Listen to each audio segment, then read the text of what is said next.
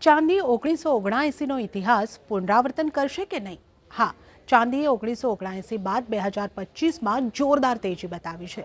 31 December 2024 ચાંદીની કિંમતો 86,017 kilo હતી અને 30 ડિસેમ્બરની આસપાસ ચાંદી 2,50,000 સુધી પહોંચી છે। ચાંદીએ આ વર્ષે 170% જેવા રિટર્ન આપ્યા છે। શુક્રવારના દિવસે 11%ની તેજી બતાવી અને ત્યાંથી થોડી નફા વસૂલી, પણ ઉપરની તરફની ચાલ કન્ટિન્યુ।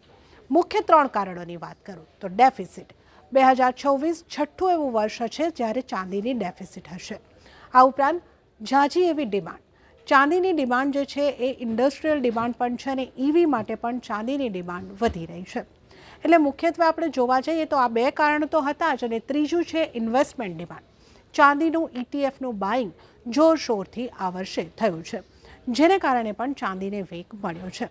તો આમ જોવા જઈએ તો ચાંદીએ જે 170%ની તેજી બતાવી છે એના મુખ્ય 3 કારણોની જો વાત કરીએ તો ડેફિસિટ, હાઈ ડિમાન્ડ અને એની સાથે સાથે ઇન્વેસ્ટમેન્ટ ડિમાન્ડ પણ।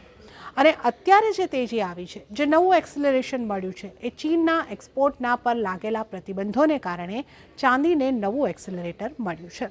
તો ચાંદીની આ તેજી 2026માં કન્ટિન્યુ થશે કે નહીં, આ એક સવાલ છે। તો નિષ્ણાતોનું કહેવું છે તેજી તો કન્ટિન્યુ થશે, પણ ચાંદીની સ્પીડ થોડી ઘટી શકે છે। તો આવી જ રસપ્રદ માહિતી માટે આપ જોતા રહો CNBC બજારના સોશિયલ મીડિયા પ્લેટફોર્મને।